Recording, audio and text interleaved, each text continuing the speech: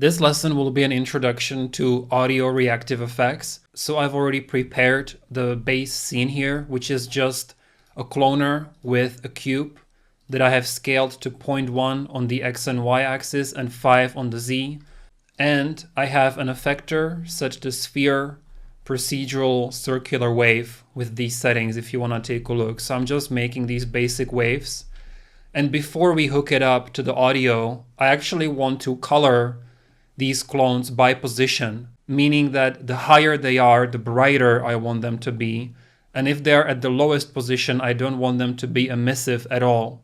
So for that, I'll go to our materials folder, right click, make a new material. Let's call it M_position. And so right click and search for the cloner effector parameters.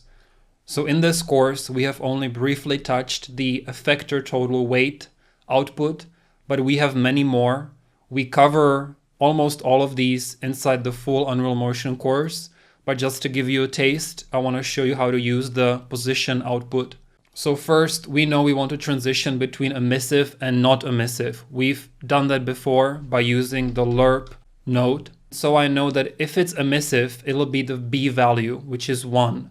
So I'll hold 3 and click to make my green material and connect that to the B. Now, I can't simply connect the alpha to the position. It's not gonna work because position is an X, Y, and Z, while the alpha only takes an input between 0 and 1. So what I need to do is hold Alt and click on the connector to break it. And I wanna right click and search for break. And I need to break a float 3. Why 3? Because a position, again, has 3 axes, X, Y, and Z. So it's 3 numbers. So I need float 3. I will connect that to position. And so it says RGB. Don't let that confuse you. For us, this will mean X, Y, and Z.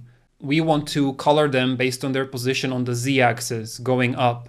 And so now I could just connect this to the alpha. However, the number that's going out of this value is not between 0 and 1. But I want to show you that something will happen. So I will connect it to the emissive color. And for the base color, we need something there. So I'll hold 3 and just make it like a gray material as our base. And connect that to the base color and save. And I will apply our M position to the cloner cube. And so we definitely have something, except it's way too strong. And you might ask, why is it already so emissive? And that's because in this case, actually, the green color is being multiplied by the number that we're plugging into the alpha. The alpha right now is way more than 1 because the position of these pieces is going all the way up to 51, right? So we're actually getting a value of 50 for the green, and that's why it's already emissive. But we need to clamp it so it doesn't get so bright so early. We need a nicer transition of colors. And so I will disconnect the alpha here. And I basically need to introduce more degrees of color. So I will drag from this and just search for divide. And divide it by, let's say, 500. And once again, this alpha value should get a value between 0 and 1.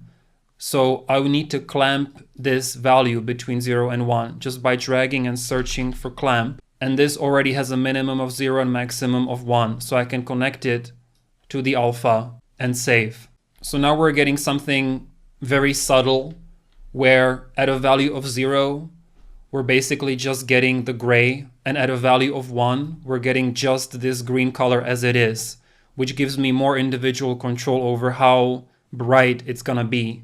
So now what I can do is set this green color to as emissive as I want. So I will just set the value to 100, but this doesn't let me tweak it as much as I would like. So instead, we're gonna do what we did before and just hold M and click to make a multiply.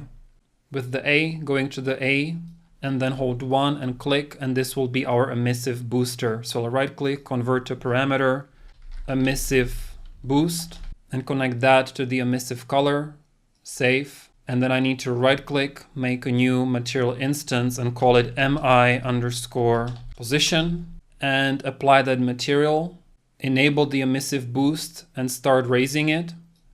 And now you have beautiful control over just how bright it's gonna get.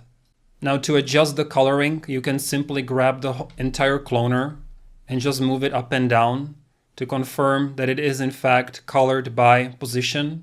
And you can kind of control how bright the peaks get just by moving the entire cloner. And so now I can just turn off my directional light, which I made just so that you guys could see easier what's going on. Maybe let's make some of these lights a bit brighter. And so now finally, the setting that we want to react to the audio is the location strength, right? We basically wanted to do this when the music is playing. And so you can just right click on the location strength and then go to sound wave.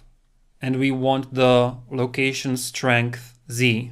And so for the time source, I want to select sequencer. And then you can click create track. And now you can go to the sampled sound wave and you can import any music track that you have. And nothing's really gonna happen because we don't have the amplitude minimum and maximum set yet. So this is the point where you just have to start increasing this until you start seeing it having an effect. So I think we can go pretty high, maybe even 500. And because we set up our emissive boost, we can just easily change the brightness here and bring it back under control. And so now that I have it reacting to the audio, I can go back to the effector settings and try different modes. So for the pattern, I can say directional wave. That's pretty cool. I can also do curl noise. And you can stop it moving altogether by setting the pan to 0. And then you can just play with the frequency and you can create this kind of a speaker visualizer.